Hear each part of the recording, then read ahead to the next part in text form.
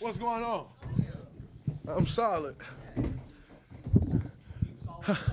How's everyone?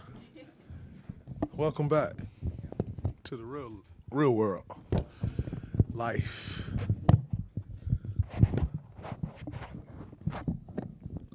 All right.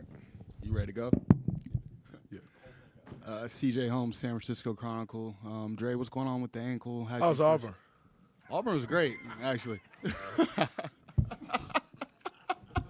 Wow. Well, what's going on with the ankle? How'd you first, suffer that injury, and how you feeling now? Was just playing pickup and was going up for a layup. Came down on JK's foot. But I feel good. I feel like I'm improving fast. I'm a pretty fast healer, so I feel like I'm improving fast, and it's good. Didn't quite foresee this coming into the season, but everything happens for a reason. I think I'm excited because we have a great performance team, and I'll be in even better shape by the time, whenever that is, when I start playing, than I even am in now with our performance team. So it's an opportunity for me to get better and continue to improve up.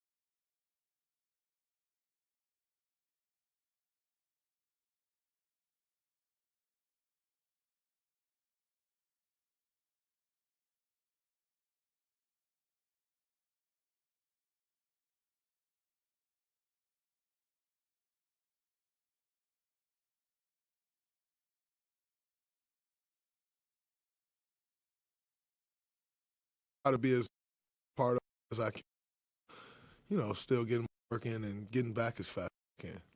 Hey, Draymond, following up on that, it is year 12 for you, and Steph, Clay, you've been around those guys for a really long time, but with a different supporting cast, obviously, Chris coming here, how does that change maybe the way you can keep up with things when there are inherently going to be some differences, Steve playing around with the lineup, those kinds of things? Well, I think there's definitely going to be some differences, and I think one of the things that will be important to keep up with is Chris, because Chris will have his own view of how certain things should work, and like you just don't take that and throw it away. Like, it's Chris Paul, and he's one of the smartest players to play this game, so he's going to have some things, say some things, see some things that, quite frankly, nobody else may see or say, And so I think from that perspective alone is a difference. Like, that's a totally different force to be reckoned with, And like I said, that'll come with some different things, some different vantage points. That'll come with, man, I see y'all doing this way. What do y'all think about doing it this way? And then you look at it like, that makes sense. I wouldn't have thought of that. And all of a sudden, something we've been doing this way changes, And so I think just understanding all of those things will be important. And, Steve, like you said, Steve will teeter with things during the preseason. That is the time to do that. And so, but I think for us, the goal is to get our foot in as quickly as we can, kind of settle into who we are and who we want to be as quickly as we can, and then go from there. Hey, Draymond. Colin Warhenninger, CBS Sports. Going back to what you're saying about Chris Paul. you've been the lead playmaker on this team, assist guy for a long time. But even with all that experience, what can you learn? I don't see that changing now. No, look, No, you that's about not to what go I- make a that's not what I controversial meant. headline or something, right? Huh? No, that's not. That's not where I was going. It's friendly. No, Yeah. What can you learn from a guy like Chris I Paul? think number one for me to learn, like anytime you get to learn from a guy like Chris Paul, you're lucky, and so for me, I'm looking forward to the opportunity. I have this saying, I always walk around talking to guys like, I see everything. I'm a point guard, and it's just it could be us sitting here and I see this thing like I'm a point guard. I see that, but like to actually have a guy like Chris Paul to learn from the experience that he has. When you talk about mastering the point guard position, he mastered that position. He's one of the most incredible playmakers we've seen in this league. It's funny because I was talking with a couple friends, Travis in particular, the other day, and when we were sitting and we were talking with a couple of the young guys, and I thought it was very interesting some of the things that the young guys had to say. And we were just talking about pickup, like. A couple of the young guys was playing on Chris' team, and he was telling us some of the things that Chris was saying and doing with like him and Kuminga, and I was just sitting there, and Travis and I were sitting there looking at each other like, wow, like. And the first thing Travis said is, wow, I got to teach TJ that. TJ is Travis' son, my nephew. He's like, wow, I got to teach TJ that. And like, we weren't even sitting with Chris. Like, we weren't anywhere. Chris wasn't even in the same place we were. But yet, and still, we're sitting there essentially learning from Chris. And I think that is, something that you can't quantify that, because that is influence, and so that, like I said, that's without Chris being there. So now imagine Chris there and the things that you get to learn. Because what we learned in that situation, it was from Chris' perspective in a sense, but it wasn't from Chris, and yet you'll have Chris there to learn from. And so, man, I'm extremely excited about the opportunity to learn from him. I think even in, one thing that, when I look at Chris's career, one thing he's been absolutely incredible at is bringing younger guys along. And that's something that I feel like I can be so much better at. So to have someone like that to learn from, I think is pretty incredible. Draymond, given Chris's personnel, we know, and everything you've just cited, his impact on this league, where do you fall on the starting lineup question then? I mean, Chris has said something, we don't know what he's going to say today or what he really feels, and we know Steve has said we're going to see what it looks like. You had the best starting five in the league last year. Do you think Chris should be in the conversation to kind of break that up a little bit? I mean, you said it. We did have the best starting lineup in the league, so you can't ignore that, and yet you can't ignore Chris Paul as Chris Paul. Like, he is very much so Chris Paul. And so you have to take all of that into account. And then once you take all of that into account, I am a basketball player and not a coach. So it's not my job to figure it out. It's not my role. But what I do know is whatever is best for this team is going to happen. And what I do know is in spending time with these guys over the last month and a half and getting together and spending time together, the number one goal from everybody here will be to win. And when that is the number one goal of everyone that walks into this building, everything else, you figure it out. And it won't always be my way. It won't always be Steph's way. It won't always be Chris' way. It won't always be Steve's way. Because when the number one goal, when you walk into an arena, when you set out on your journey to do something and the number one goal is winning, it don't always go anyone's particular way. And then you have to sacrifice things. And that's what makes up a team. And so what I can feel with this team already is that everyone who's walking in that door has a dedication to winning. And because of that, everything else that'll happen along the way is just a part of the journey. You figure those things out, but in figuring those things out, you do what's best to reach the end goal. And I have no doubt in my mind that everyone who's here has that goal, and so I have no worries about a starting lineup, about a finishing lineup, about a second unit. I don't have any worries about that because those are all things that's just a part of the journey of what we want to ultimately do. You mentioned that, this is Maddie Kenny, Mercury News. You mentioned that everyone is on the same page. And last season there was obviously just some disconnect with the team and chemistry was off. How much is that just kind of getting in some new faces, having a more veteran squad compared to the year prior? I think having veterans definitely help because there's just more of an understanding. You know, I think anything that you do, when you're mixing this amount of experience with this amount of experience, there is a disconnect. You try to do all that you can to lessen that disconnect. Sometimes you succeed, sometimes you fail. And that's just the nature of it. And so I think for us, you bring in more veterans. We are veterans. You bring in more veterans. Guess what? You lessen the disconnect. Does not mean you can't, Moses isn't a veteran. Kaminga's still not a veteran. Like Trace isn't a veteran. BP isn't a veteran. Like, you're still going to have guys that aren't veterans.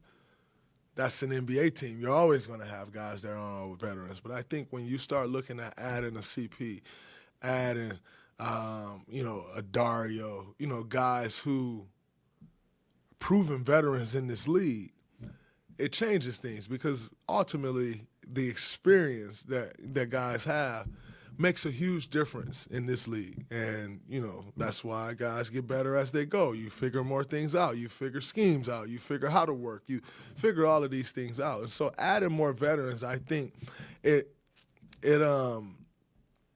shores up things. It lessens the room for error. And I think anything that you do, if you can lessen the room for error in something, you're trying to do that. And I think adding veterans for us helps. Draymond, Steve said last week that he felt that last year you guys might have come in with your foot off the gas a little bit, having won the championship, short summer, everything.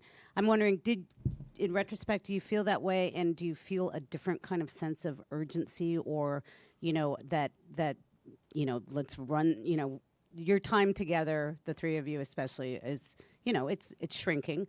Do you feel a different sense of urgency this year? I think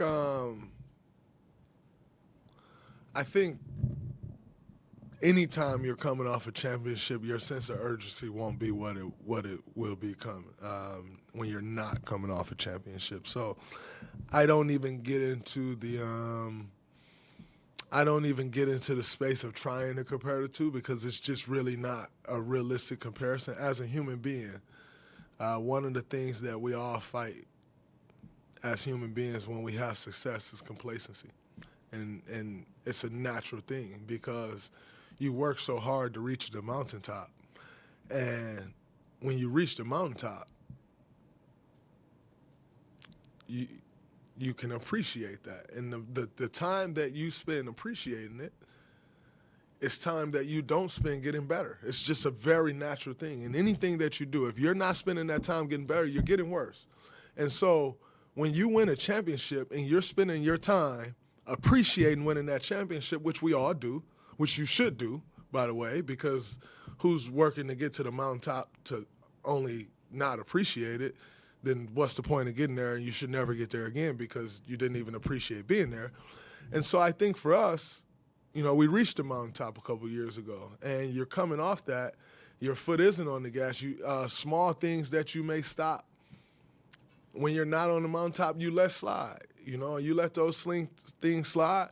Small issues become big issues. Sometimes you can correct them, sometimes you can't. And I think for us, and being through this so many times now, we understand that. Last year, the season did not end how we wanted it to end. You're going to come back naturally motivated, even more motivated when that happens, if you're competitors. Well, you don't have the success that we've had if you're not competitors. And so I think for us, it's a natural thing for us to come in more focused this year than we came in last year. I don't really necessarily take that as a knock. Like I said, it's human nature. But I do think it's important, you know, and I can see that that everyone comes in locked in, ready to get off to a good start, because that will determine how the rest of our year goes. And so everyone's definitely more focused. And you know, the way I view it is sometimes you have to lose to win. And last year we lost, and I think it set us up to put us in better position to win this year. You're on record saying that you did not like Chris Paul. How has your perspective on that changed since you've been able to work with him, play with him, if at all? I've had some conversations with him, with Chris over the last couple months that I haven't necessarily had. Not only with Chris, but just in my career. Chris. And I've said this before, too, on the record. He's one of the smartest guys in this league. When you talk basketball IQ, you know, I've said on record, Chris Paul, LeBron James, Rajon Rondo and Rondo, like I've said that on record a million times. And so, number one, we've had conversations, basketball conversations, that I've just been excited to have, because in sitting and speaking with a guy with the IQ level of a Chris Paul, for me, like I can get basketball geeky at times. I love the game of basketball. I think one of my best attributes as a basketball player is my IQ. And so, in speaking to a high IQ guy like Chris, for me, that's everything. Like, that's gold. And we've been able to share in those conversations. We've been able to share in a bunch of conversations. We've been collaborative on things, things that you do with teammates. We've been doing. And in doing that, you start to get to know people outside of just what you're doing as far as basketball goes. And, you know, I've started to get to know Chris better. I didn't know Chris at all outside of competing with him. If you've ever watched Chris compete, he's kind of an asshole. You may say the same thing about me, and that's okay. But he's also one of the most competitive guys that, you know, I've played against over my 11 years in this league. I'm also an extremely competitive guy, and I'm not backing down from anyone. He's not backing down from anyone. That will bring some clashes, and it has brought plenty of them. When you look at the last 7, 8 years in the NBA, Chris Paul is right at the center of all of it. And guess what? So are we, and we weren't on teams. If there wasn't any hate, then everybody get to talking like, oh, man, those guys are too friendly, or why are they working out together, this, that, in today's NBA. But then when you have competitors hating each other, then that's like, oh, man, they hate each other. Like, how is that even possible? Well, you got to pick a side. Like, you either want us to be friends and all work out together and everybody accept it, or you want us to hate each other. And in this case, we competed. Like, we're trying to get championships. Chris was trying to get championships. And guess what? When you're competing for that, at the level that we've competed for that sometimes brings hate. Because we're going after the same thing. And that definitely had brought that between us. But look at the runs we were on. Houston was right at the center of that. The Clippers were right at the center of that. And so Phoenix was right at the center of that. So you look at, in the league 11 years, we've been competing on a championship level for 8. He's at the center of 6 of them. Of course there's going to be some animosity, and there was a lot of it. Now, in saying that, we're adults, we're men, and we have an opportunity to go do something special together. Would never let that go by the wayside. And, you know, and just getting to know Chris and seeing how he operates, seeing how he moves, how he carries himself, how he walks in the gym every day. Like, it makes sense of why he is who he is, why he's had the success that he's had. And I'm growing to know that. I'm learning from that. I don't think you're ever too good or done too much to learn from someone. Chris Paul has been in this league, 18 years? Definitely somebody I can learn from. I'm excited about it. We're growing in more facets than one, and it's been an incredible start to it. And I know, like I said, for both of us, the goal is to win. And I know he want to win, as we all know. And my goal is to do all that I can to make sure and help him win.